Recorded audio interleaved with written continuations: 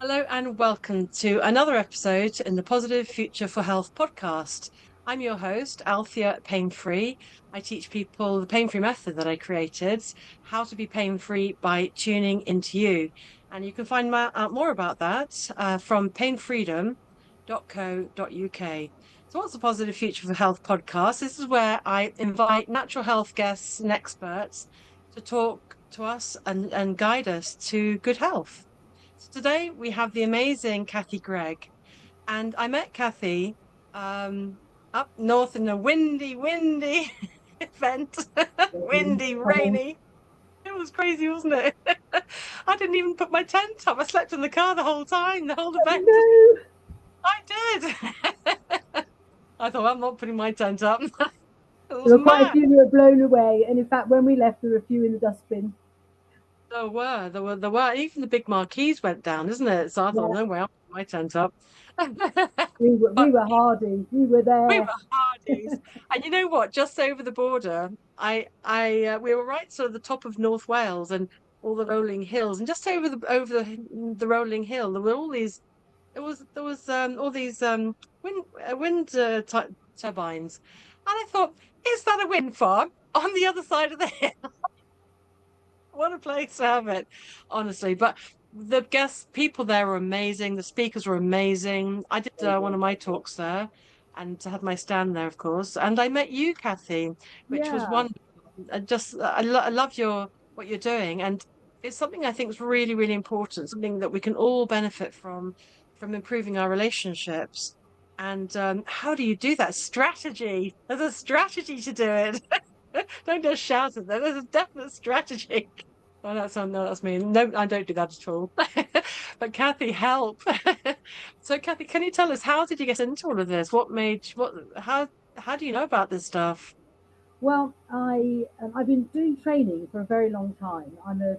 By profession, I'm a trainer, and I do things like team training, management training, those kind of things. So I started off in the army, and obviously the army is well known for forming teams, and obviously you have to get on well with people in the army. So I think everything that we learn throughout life, it's a journey, isn't it? And you pick up things along the way, and some things just stick.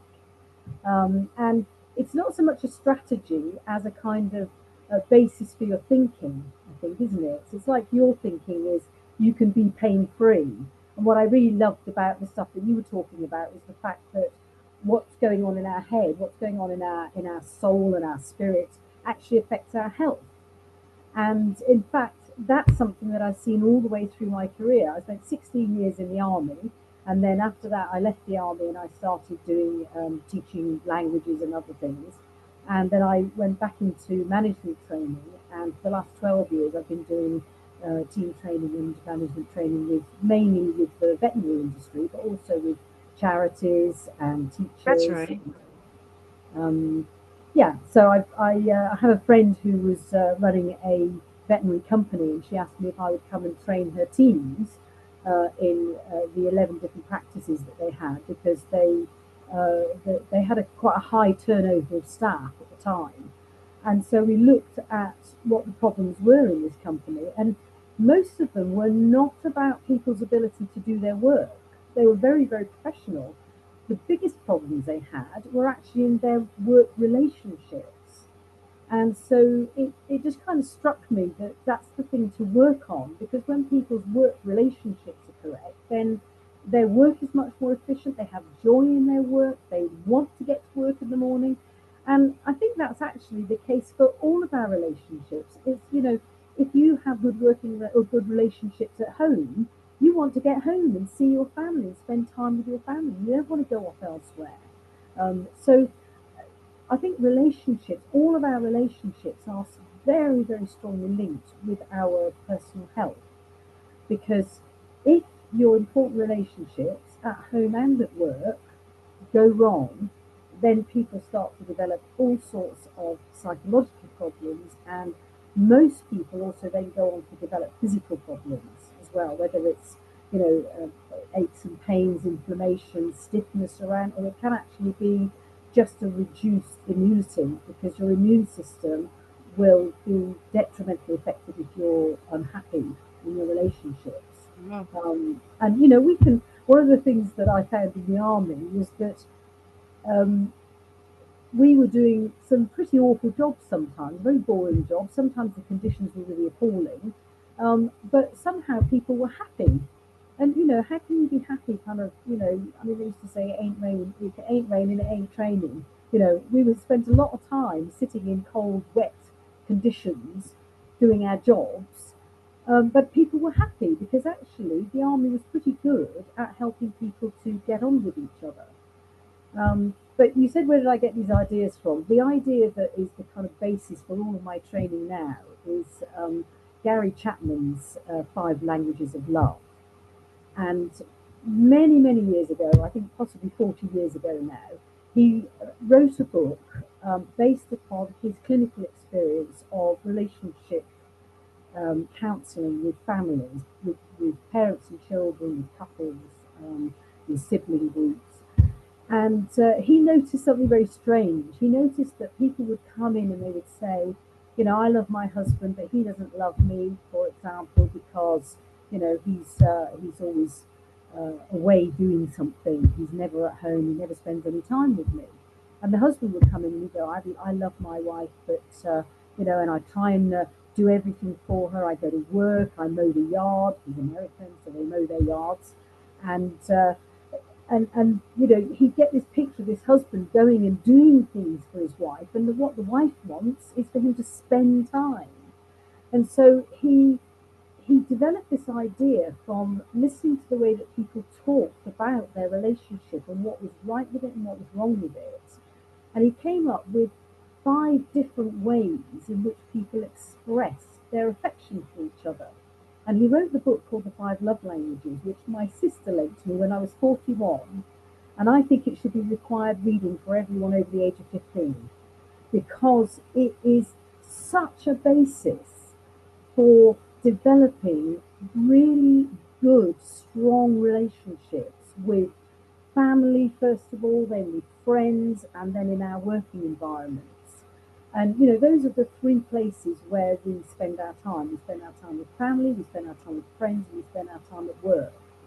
And if any one of those areas has troubled relationships, then those kind of troubles can spill over either into the other areas of our life, or into our own personal health. And you know, one thing I noticed moving into training in the veterinary industry was that there was a very high turnover of people in not just the company that I worked with, but in other companies that I moved on to work with. And people would they would just get really fed up working in these very close environments with people day in, day out, when perhaps one relationship went wrong and it just poisoned the rest of their relationships or the rest of their working environment. And, you know, now that's been kind of um, categorized as a toxic environment. That's the way people like to talk about it. But, you know, that toxicity is, I think it doesn't become suddenly toxic, it's a slow poison. And the same thing happens in personal relationships, it happens in marriages, and it can happen between parents and children as well.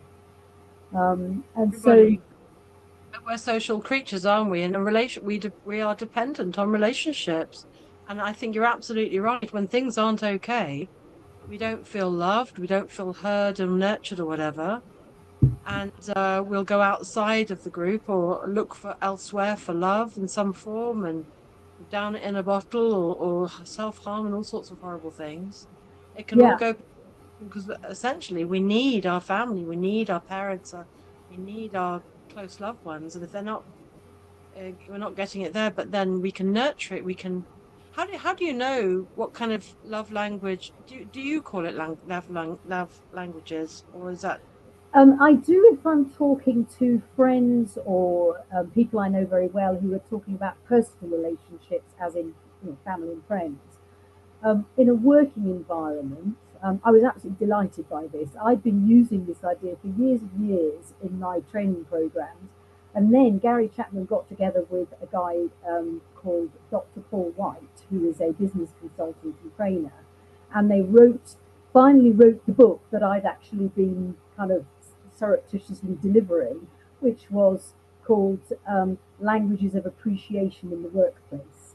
And appreciation, of course, is the thin end of the wedge, isn't it? It's the start of love. You start off by appreciating someone. It might be in a personal relationship, you like the look of them, you like the way they talk, you like what they do, you like how they behave towards you. And so you appreciate them and gradually you come to love them. And I do actually think we love our work colleagues as well. I mean, all my closest friends are people that I've known from either school, university, or work. So they're people that I have worked with. But I don't call it love languages in a working setting because people start to get a bit, think that's all a bit weird, It's a love language. What do you want? It's but weird. it's interesting because on the when I've been training people on the courses and I talk about languages of appreciation and we go through the 5 languages of appreciation, usually by the end of a course, someone will come up and say, can I use this in my personal life as well? And I just go, oh yes, do, because that's Yeah. my kind of secret mission is actually to help people in all areas of their life, not just Mm. in the workplace, because I Speak it think honest. Speak it honest, yeah, Cathie. as a trainer, you're actually trying to help people to develop their whole person, not Yeah. just. I mean, we're not separated into we do slightly have a work persona and a home persona. Of course, we do. There are certain characteristics that come to the fore at work that don't come to the fore at home. We might be extremely, let's say, inefficient at work, and we might be very, very laid back and relaxed at home, or we might be the reverse. So we don't change character, but there are certain characteristics that are more likely to come to the fore in one setting or the other. But the basis of our relationships will affect how we behave in the home and in the work environment. And if we have poor working relationships, we can often take those home with us. And we always take our poor home relationships to work with us. If we're unhappy at home, then that starts to manifest itself Oh at dear. work. And were you talking about, yes, if we're unhappy, we might hit the bottle or whatever. Well, we might also become workaholics. We might become very spiky at work. We might, in fact, what happens is you tend to manifest the opposite of your love language when you're troubled. So, Oh, for example, the 5 love languages are physical touch, what are they? So physical touch, yeah. Oh, hugs, write it but down, write it also quick. yeah, that one very quick. So physical touch, quality time, which is usually manifested in attention and really listening to people, really looking at people, taking notice of what they say, remembering details about those people. So that's quality time. Um, Acts of service, so doing things for people, offering to help them with their work, opening doors for them, that kind of thing. Tangible gifts, that's the person who brings cakes into work. And the other one is words of affirmation. And so, to take an example of words of affirmation, um, I'm not the kind of person that really takes a compliment easily. For me, it's good feedback. I'm a quality time person. I like it if someone notices that something's good and they go, "Oh, that was good," and in my head I go, "Oh, that worked then. That's great." But if someone says things something like, they never say this by the way, "Oh, your hair looks really lovely like that," um, I kind of cringe because I'm not. That doesn't do anything for me. That's one of my worst languages. So I've had to work at complimenting others because compliments don't do anything for me. But if you are a words of affirmation person and I say, your hair looks wonderful, or that kind of really suits you, or you're such a patient person. I've noticed you with that other person at work and you're really, really patient with them. I wish I was as patient as you. A words of affirmation person will be, they'll just live on that for a month. They'll just blossom, they'll glow, you can see them light up. And so the opposite of that, of course, is that person, if they are not given enough words of affirmation, enough compliments essentially on either their appearance or their personality, um, they will start to just wither and you'll notice them just becoming less and less of a person at work, or if it's a member of your family, they will just become more and more silent. And the first thing you notice is they'll stop complimenting other people. So they'll stop saying nice things to you. And, and so what I normally characterize that is passive negativity. So if somebody is feeling the lack of love, they will respond in their love language, and they'll just stop using their love language towards others. So if they're physical, they'll stop hugging, they'll stop touching, they'll perhaps even stop coming into the same room as you, because they don't want physical proximity with you. But then if that continues and it deteriorates, then what will happen is a words of affirmation person, for example, will start saying very negative things like, "Oh, I wish you wouldn't wear that colour, it doesn't look nice on you," or "Why did you cut your hair?" They'll start saying those kind of negative things, and eventually they'll start outrightly insulting you or threatening with words. They And yet use they're words like weapons. and yet they're really saying, please love me and talk to me like Absolutely. this. Talk to me like the opposite of this. Absolutely. Absolutely. That is exactly, it's a cry for love. The problem is when people have got to the stage where they are actually using what I would call demanding behaviour, they're almost lost. So really, it's up to us to notice in our relationships when people start, first of all, withdrawing and not using their language. So, somebody that's very gifted, if they are always giving you little presents, and it's very easy if you're not a gifted person to just go, "Oh, you shouldn't have," and also then forget to give presents to that person, or just give them a last minute, "Oh, that'll do" kind of present, which they can feel. They know when you haven't put thought into it, because they know what it means to put thought into a gift. And so, first of all, those gifts will start to dry up.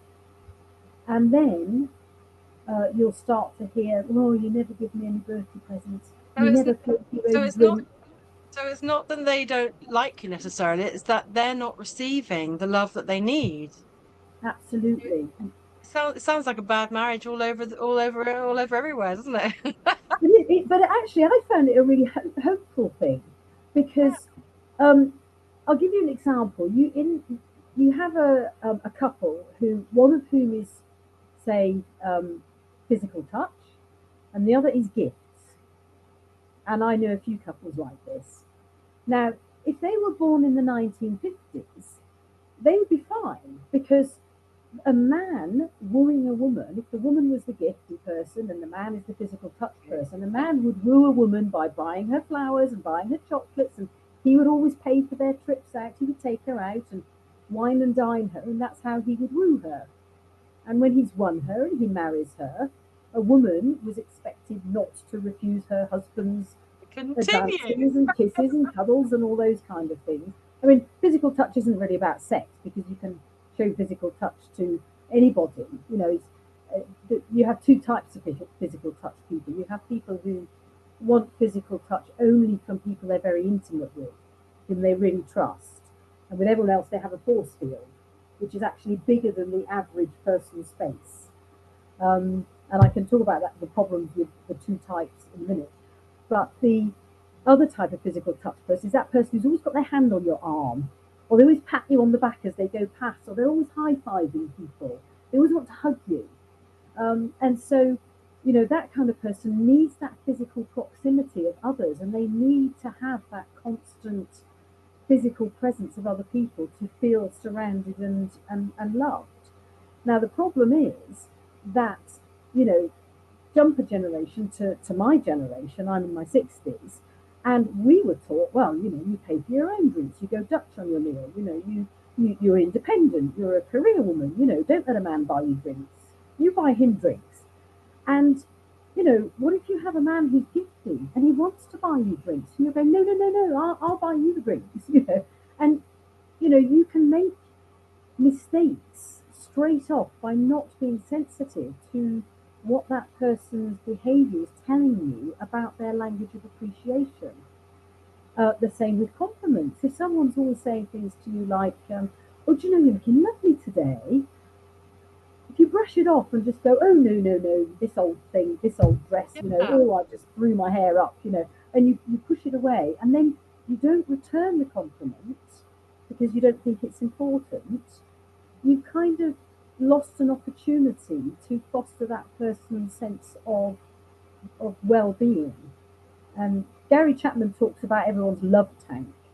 I actually hate that expression, but he says everyone has a love tank, like a tank of petrol. And, you know, we need food, we need drink, we need air, we need love. We need, if you want to put it in other words, we need our self esteem to be constantly fed. And all psychologists will tell you if your self esteem is not in order, you will start to manifest, first of all, depressive behavior, and then perhaps aberrant behavior, negative behavior. And, you know, I mean, I don't know if you've ever seen these newspaper articles where you get some millionaire's wife or some rich actress who's been arrested for shoplifting. And you just think, why? Why would they do that? Yeah. But as soon as I read Gary Chapman's book, the first thing I thought of when I saw another story like that, I thought, who ever gives gifts to a rich person? Mm. You know, what do you give to someone who's got everything? It's Another very thing. hard, isn't it?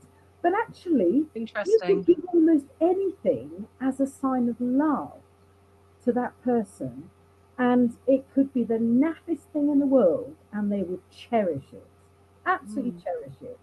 You know, It's, my mum's it's, very gifted. She won't mind me telling you this. She's very sorry. gifted. She has two beautiful china dolphins that she was given, and one of them was cracked and it had been mended. Well, it's actually broken and it's just been kind of glued together. So, and I saw one in a charity shop one day, almost exactly the same. So I went in and I bought it, and I gave it to my mum, thinking, "Oh, great! You know, now she can throw that old thing away." Guess what she did? Both of them. Yes. So now she's got two dolphins and then a Oh, cracked dolphin. ah, but she probably remembers you and remembers the other person, how kind they were and how that made them feel. Yeah, because that's it's not that she's not a mercenary person. In fact, she'd give the shirt off her back. She would give everything away because she Ah, loves in that same way. So, you know, but when she's given something, that thing represents the love of that person. Now, if you're yes. not gifting, you don't. That just goes way over your head, and it went way over my head for years. Yeah. And I have to say, when I read this love languages book, the first thing I thought was, "Oh my goodness, you know, I'll say to my mum, oh, I've got you a birthday present, but I'll give it to you when I see you." Mm. No, give it to her on the birthday or just Yeah. before, because Yeah. it's so important for somebody who is gifting to Yeah. receive that mark of love, particularly on special days like that. So I can see that it's important to know what's your own language and your own behavior. Perhaps how you're behaving, you're not getting what you're needing, or to understand how you need love, so you can express it to people you want to care for you, your partners or whatever. But then also, it's really important to know other people's and to recognize if they're complimenting you or they like to be given gifts or whatever, and to figure that out. So to understand their love language too, it goes both ways, isn't it? Absolutely, yeah. So what if you understand someone's love language, but you don't want to go there? Yeah, this is it's actually a question I've had many times Okay. on training courses, for example, and you know, doing mentoring in within a work setting. One of the common things is conflicts between people, and you know, I normally would say if there is a problem that lots of people are complaining about, you've got a system problem. If you've got one person who's complaining about lots and lots of different things, then it's possible that that person is dissatisfied. Mm. And if you've got a conflict between two people in a team, very often the root of that conflict is a languages of appreciation or a love languages problem. And so we normally then try and teach people to tackle that problem. But I have to say, sometimes it's gone too far for people to want to go back and You know, the hardest thing in the world is to give a gift to somebody that you don't like, or to compliment somebody that you really don't like anymore. I remember years ago, I think it was about 30 years ago now, I read an article in Cosmopolitan magazine, which was a very strange magazine. It was for single 20 to 30 something women, basically, you know, celebrating being single and professional and 20 to 30. But it was always telling them how to find their ideal lover or partner. So although it was celebrating being single, the whole thing seemed to be about trying to find the ideal partner. And they did a huge survey of thousands of people trying to find out what was the common factor in successful relationships. And they interviewed people who were divorced, who'd been separated, who'd been married for a very long time, who'd been partners for a very long time. And they came up with just one common denominator at the time, and that was that both parties wanted the relationship to succeed. Wow. Isn't that wonderful? It's dead simple. They wanted the relationship to succeed. And so if you tie that in with love languages, the biggest problem that I find when I'm speaking to friends who've gone through separation or divorce or whatever, and normally they'll explain how they have come to that point, and you can see the problems in love languages at the root of almost all of them. And unfortunately, they've often got to the point where they really don't want to make the relationship succeed anymore. So there are two factors. One is you've got to want the relationship to succeed, and then Yeah. the other is to then start working on what's their love language, what's your love language, how can we find ways of making ourselves compatible to each other. You're really talking about personalities and needs really, because it's the area of if someone's done you wrong, you know, someone's done things to you that's not nice, then that's something else then, isn't it? Where that's another sort of category of relationships. And I have to say, if I were to say what was the key to a successful relationship, it's forgiveness.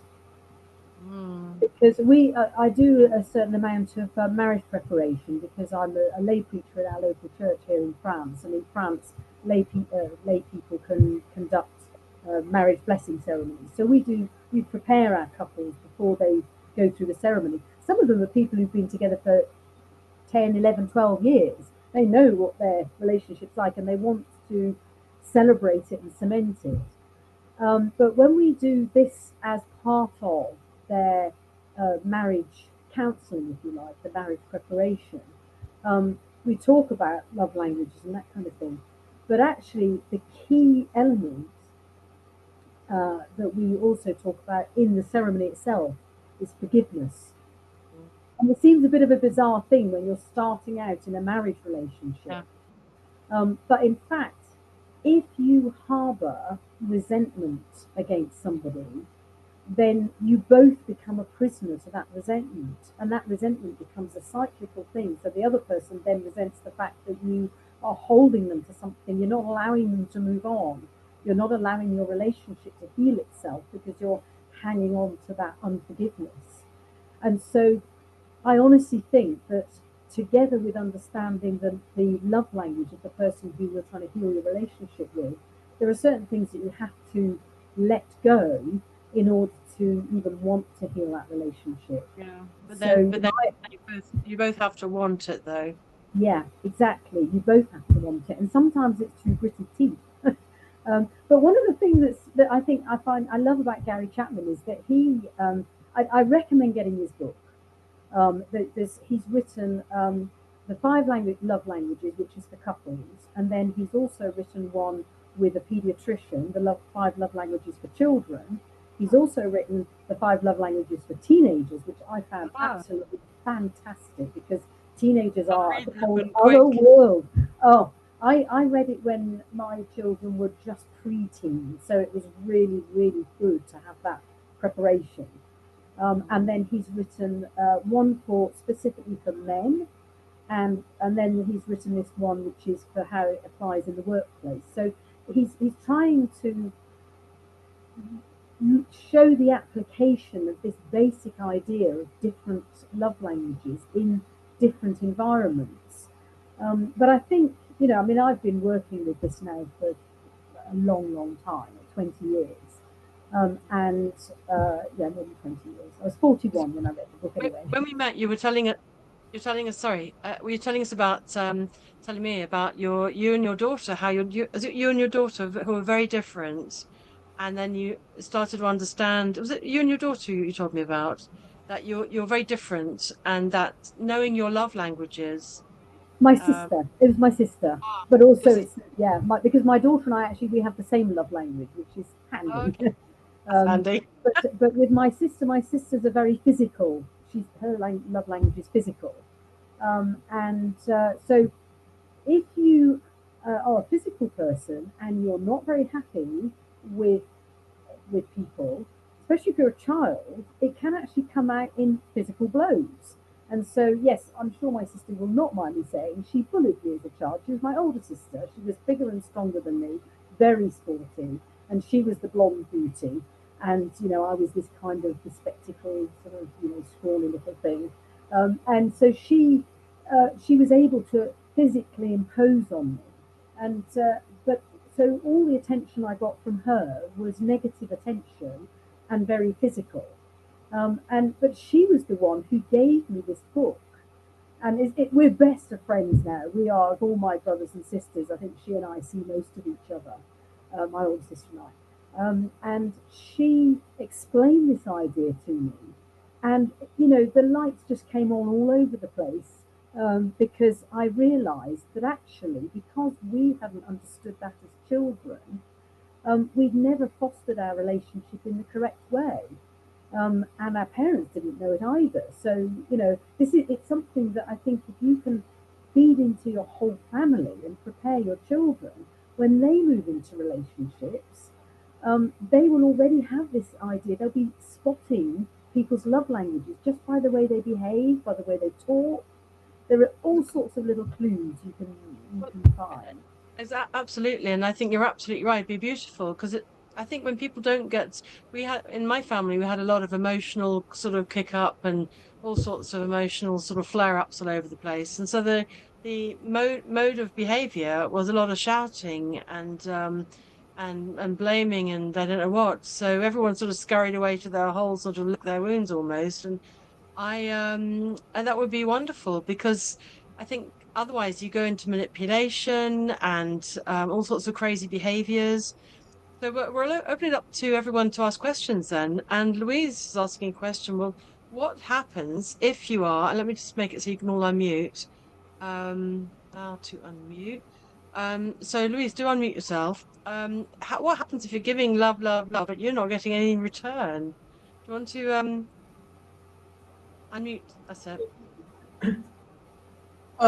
Yes, I asked the question, how do we relate to someone who is so needy and convinced that no one loves her? I mean, I'm talking about my sister, and she projects onto the whole family, that nobody loves her and nobody's had any time for her. And this goes back a very, very, very long time. I mean, when you think she's in her early 60s and I am 76, 77, nearly 78, and it's still going on.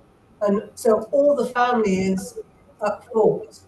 And so there's many very long estrangements. I had an estrangement from her for 20 years. I'd had enough of all the bouncing around and demands, and and it extends to other people as well outside in her private life. She's the youngest of 9, and she's a very musical, very clever woman. She's a gay woman, and she's a lovely person deep down, but she's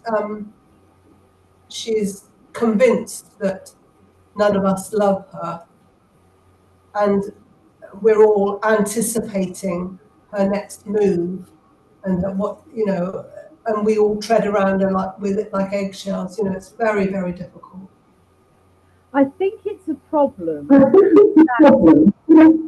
somebody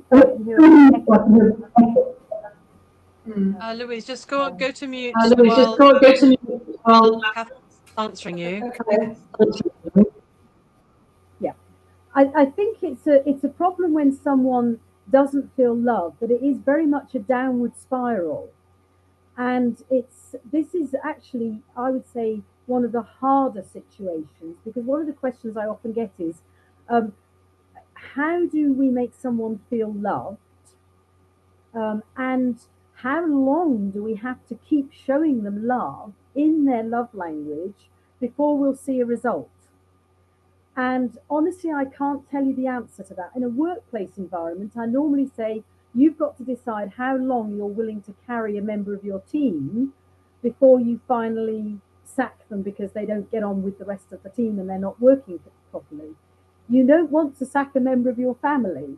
And so, therefore, I think it's something that perhaps you all have to, as a family, there's a lot of you, it's something you have to perhaps talk about amongst yourselves and come up with a plan of campaign. The fact that there are lots of you means that you've probably got a good chance of making her feel loved if you have a plan of campaign. And one of the things Gary Chapman talks about is showing people love in their love language, but don't wait for them to ask you to show you. It's a bit like going to someone and saying, "Do you love me?" And then if they say yes, it doesn't mean anything because you've had to ask.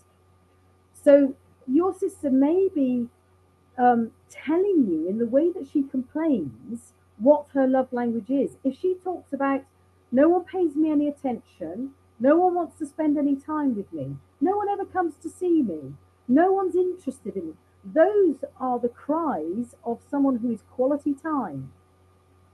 And a quality time person, now if you say she's the youngest in the family, it could well be nobody paid her any attention. Or she didn't feel as if people paid her attention. Often the youngest child just tags along, and therefore, if they're a quality time child, they either they get loads of attention, and then they feel loved, and they really thrive. But quite often they're just tagging along with whichever brother and sister is free, and they just feel like a nuisance. And so that is something that, if it's a wound that's gone on from childhood, it will take a long time to heal. But I don't think it's impossible, because if she's complaining about it, it means she still wants a relationship with you. She still wants to be. So one of the things that I normally advise people to do, in whether it's a work environment or in a personal environment, is to catch people by surprise doing lovely things in their love language. So if you think the love language of a quality time person is time, it's attention, it's respect, it's admiration, it's good feedback. So if your whole family could bring themselves, even if it's through gritted teeth initially, it's like fake it till you make it, to try and do things, invite her to have a coffee one-to-one, not just to a family occasion, but maybe go, can I come and see you? Not, and I know you're saying you're a lot older than her. If you say, can I come and see you? Not you come and see me. Can I come and see you? Can we arrange to meet somewhere? If you find it difficult getting out and about, try and get someone to take you to see her. But if she sees that you've made an effort to go out of your way to spend time with just her, with no ulterior motive, just a coffee or a meal or just to catch up with her, she'll be totally taken by surprise, and it will have a massive effect. And those kind of things, and doing it, and she might say, well, what do you want to see me for? She might behave negatively to begin with, because if it's not something you would normally do, she might be trying to work out what your angle is. But gradually you will see the effect of speaking to her in her language. And I recommend getting Gary Chapman's book, because he does talk about one of his clients. Obviously, they're all anonymized, but he talks about one of his clients who was talking about her husband, and how could she get her husband to re-engage with her, because they were on the point of separating, and he found somebody else. And he said, well, try doing it. He didn't know if it would work. He just said, try doing it without him knowing what you're doing and see what happens. And she did begin to see a change in her husband's attitude over time, because of the way that because she was finally using his love language. So one good thing will be to try and work out also what yours is, because if you work out what your love language is, then it will also help you to be able to perhaps communicate it to her eventually. Because the great thing about quality time people is they're the linguists of the love languages. They notice, because they pay attention to other people, because that's part of their love language, they notice what sparks other people. And so they're capable of using all the languages very well. So if your sister wants to use your love language because you're using hers, then all you've got to do is let her know what really lights you up. I hope that helps a little bit. Thank you, Cathie. If I just unmute, can I just say that? Thanks very much. Thank you. Wonderful. Thank you so much for your question, Louise, and I hope it helps. I guess time will tell. And so we'll go to Sally. Sally, if you want to unmute there. Hello, Hello. Cathie. Thank you so much. I've actually got one of Gary's books. Yay! I think I've given away more than I've ever read. I think I've had them stolen. They just never come back to me. Yeah, people keep hold of them. It's been so helpful in my life to know about the 5 love languages. I really love it. It's interesting because I'm a quality time person, but because of my health issues this year, acts of service has really come to the fore, because I need somebody to do my shopping and my vacuuming. And I'm just so grateful. It's interesting, as life changes, then other things, I still want quality time with people, but acts of service has been amazing. And my friends have been so kind, and I feel so grateful. Yeah. I think that's a really, really important point that you've made there, because we all actually have more than one love language. We have one that's our primary one, that really that fills up our love tank. But we also often have a strong secondary one, and actually, quality time people usually have a very strong secondary one. So my strong secondary one is physical, but for example, my daughter's strong secondary one is acts of service. And one of the things about quality time, for example, is because you notice when people need something, you're then more likely to help them out because you've noticed that they have a need and you want to help them. And so if you are a quality time person and you are in a relationship with, say, an acts of service person, you can take that act of service as an act of noticing, which is a quality time function. And so you'll often find that you have a strong compatibility with somebody who is an active service person. For me, for example, I have a very good relationship with my father because he's a very physical person. So he likes to spend time in my company. And because we have a lot of the same interests, it means that I'm spending time in his presence and he's spending time giving me time. And so we get on really well. And the same, I have the same with my husband. So I think it's important to try and identify your secondary language as well, so that you can, if you like, reap a little bit of love from people whose primary language is your secondary language. And I actually think also working on your worst language, that's the one where you're going to have conflict, is the worst. Yeah, I know. Yeah. That I think that is physical touch. I'm not that interested. And I noticed, my friends want to hug me and that's all right. But it's not something I go towards.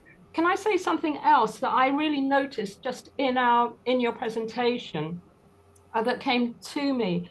Because, quality time, but it's also quality of things. And I am an active service person usually. I think that's probably my secondary, but I can't do it so much because of my health issues.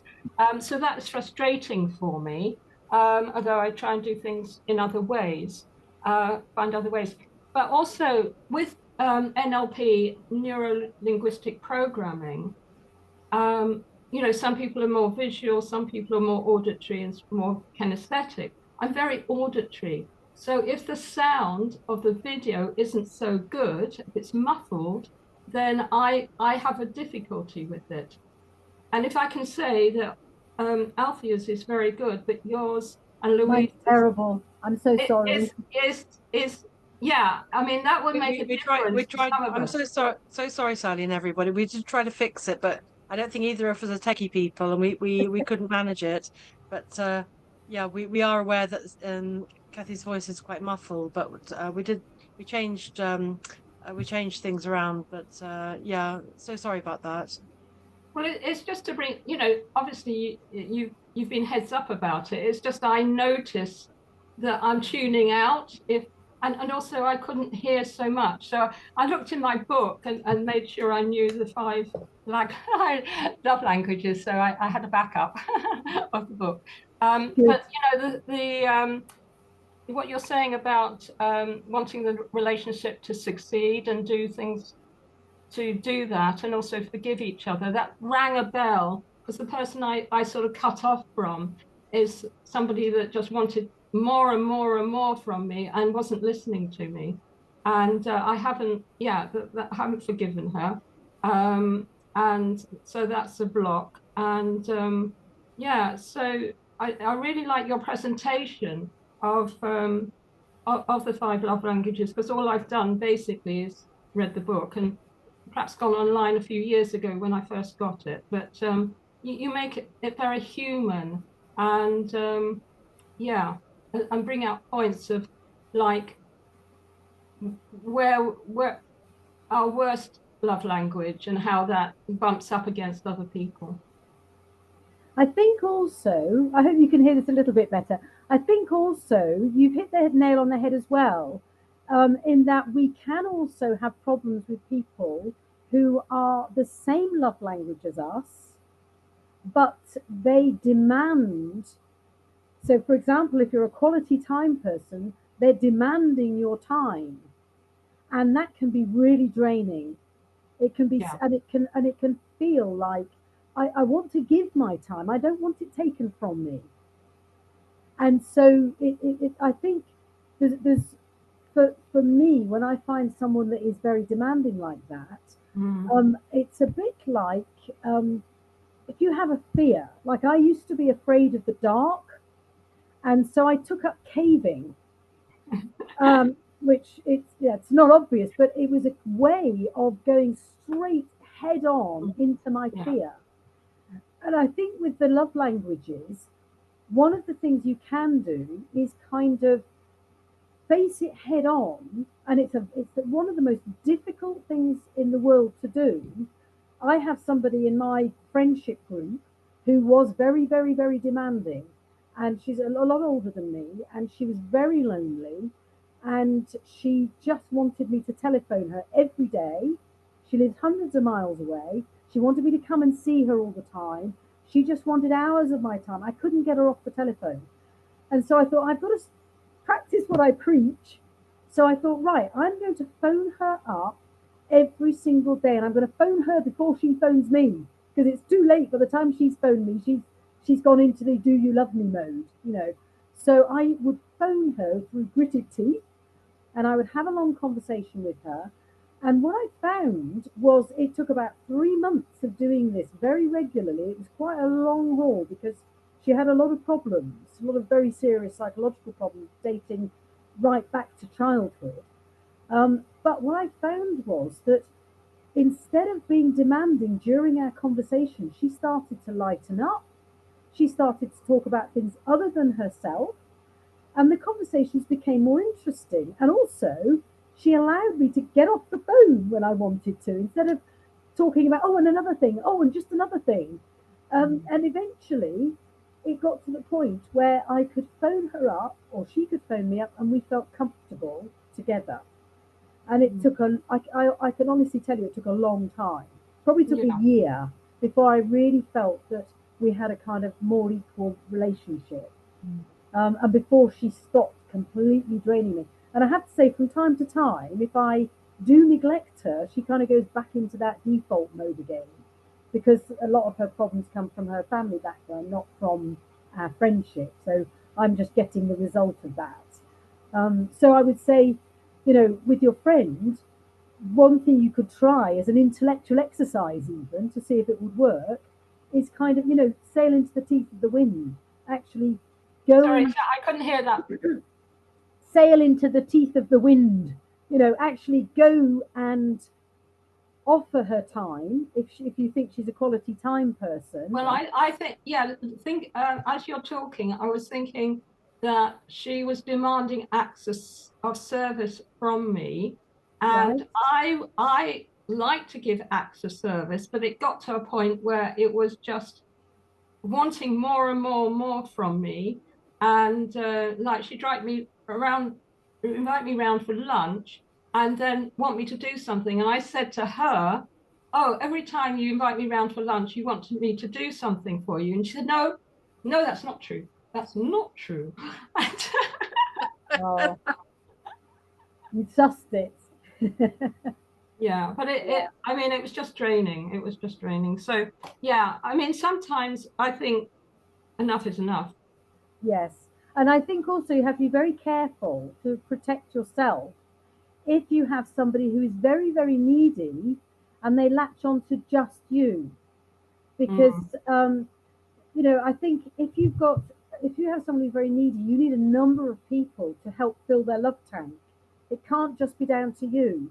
And if somebody's acts of service and they're wanting acts of service from other people and everyone has dropped them because they find that same drain, again, if you're in a large friendship group with that one person, you can perhaps have a plan of campaign where everyone is offering acts of service at different times, taking her by surprise. Because if you think of the love tank idea, you can fill it a drop at a time by responding to that person's requests. But when you offer it and it's a surprise and they're not expecting it, it's like putting a whole bucket full of appreciation into that tank. And so you've got more chance of it then overflowing and coming back to you again. So, and the way you'd know if it was succeeding is when she starts offering acts of service rather than demanding acts of service. That's a sign of health. But you have to be very careful. I can't say to you, you must do this or you should do this, because it's a very dangerous thing. If the triangle, the hero, bully, victim triangle. I don't know if you know that idea, but if you have somebody who is just feels like they're one of life's victims, and either somebody or something in their life is the bully, is bringing them down, if they're looking to just you to be the hero, to make them feel good about themselves, to help them overcome their loneliness, then all they're going to do is suck you dry. You're not actually going to be able to help them. So, the word of caution is, yes, if you're trying to repair a relationship, then by all means find out their love language and use it when they're not expecting it to have maximum effect. But be careful that you don't then just become that person's hero and they start draining you of all your energy. It's really something you have to decide for yourself. And if there are other people in relationship with this same person, it might be something that you can do together, like it's a family situation. But otherwise, I think you have to use your own judgment as to how far you try to manage the situation. Thank you so much, very helpful.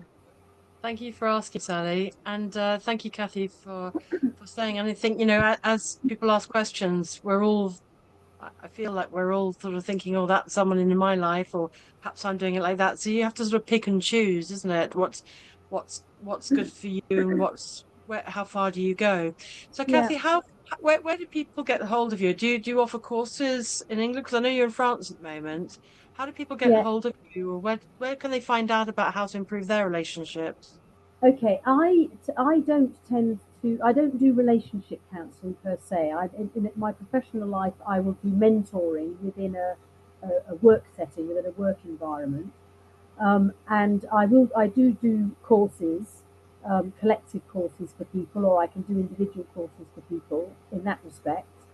and I can talk about, we can talk about this as in a work setting, but I don't tend to do relationship counselling. I would say there are actually quite a lot of relationship counsellors who do use this 5 love languages. So I would say go to Gary Chapman's website, and you can. There are lists of people who are qualified to train people in the personal aspects of the 5 love languages.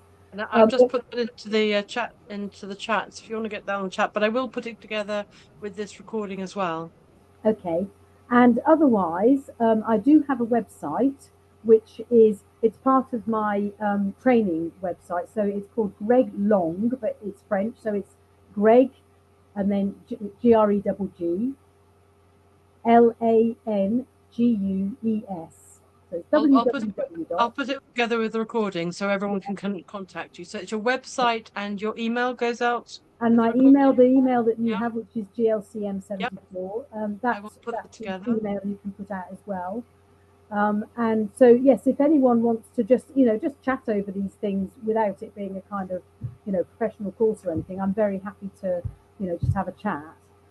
If it's for a particular personal circumstance, I would definitely recommend going to, somebody who is qualified through the 5 love languages program. I have done some training with them, but I am not a qualified 5 love languages trainer. So I think it's safer to say, if it's for a personal thing, I would go to somebody who is qualified in it. But I'm always very happy to just chat to people about how it applies, and also how to spot it.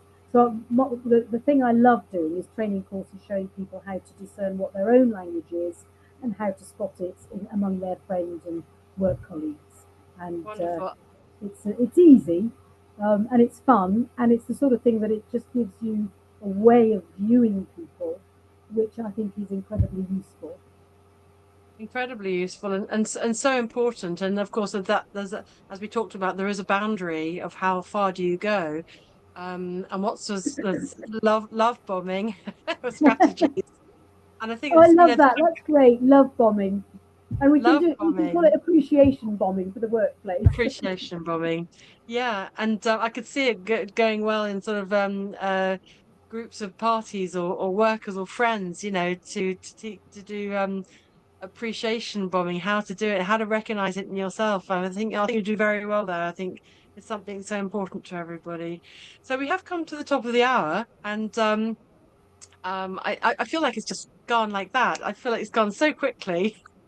It's lovely to meet you all, and I've really enjoyed it. It has been really great. I'm so sorry about the muffled sound. We did try, didn't we? We didn't win. Maybe we have to go on a technical course, both of us. I don't know. Or buy a new computer. That one? Or buy a new computer for me. Maybe that's it. That we thought that maybe what the problem is. Yes, absolutely. So I just want to say thank you so much to Cathie Gregg for coming on and teaching us and talking to us about this. And this is the first step. If you know that you're going to benefit from learning your love language and knowing love languages of people around you, then please do get in touch with Cathie and or to get Greg's what's his name, Gary's books, and that to take that step and do something to help you in your relationships, because at the end of the day it helps you too, doesn't it, if you're nurturing the relationships around you. So important. So thank you so much, Cathie, for coming on, and thank you so much everybody for joining us on the Positive Future for Health podcast. I've been your host, Althea, at Pain Free. And do like and subscribe. Click that button, that notification bell. The podcast now goes out to all sorts of platforms, Apple and Spotify and all sorts. So wherever you're seeing this, do like and subscribe and share. And it really helps to put the information out there to more people. So the next one coming up, book up for the next one. The next one for the next week, we've got some very interesting, we've always got interesting ones on this podcast. I just think every time I have a podcast, I think this is amazing. And then the next one, oh, this is amazing. And then that's amazing. Some brilliant topics. Someone, Karen knows, some of you come regularly, know the different ones we've got. So next week we have Moon Magic with Gemma Bicknell. Moon, all about the moon, and something that is something we have all the time, and how does it affect us? And we've also got the free astrology course, which is with Sue Carberry. So everything will be on the website, and if you've clicked your notifications on these different platforms, whichever way you listen to these podcasts, you'll automatically be sent the replays. So that can be really handy. So thank you everybody for joining me, and I hope you have a beautiful evening and lovely relationships. Thank you, Cathie. And I was going to say the last word. I'm so sorry. I always like to leave the last word. I've just put my podcast onto all these platforms, meetings this week. So I'm at podcast mode, but of course I always love to leave our guests with the last word. How do you want to leave us, Cathie? How do you want us to go off into the evening? What thought or thing to think about or action?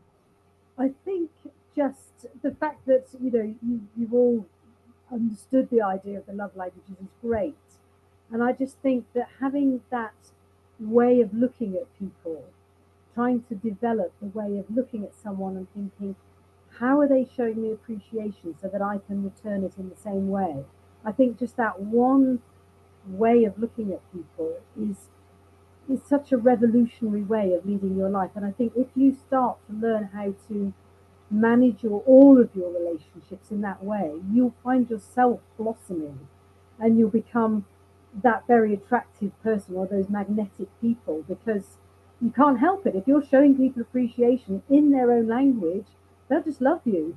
So I think that's probably the biggest idea, is that you show love to other people and it will all come crowding back to you. Amazing. Thank you so much, Cathie. Have a lovely evening, everybody. Bye for now.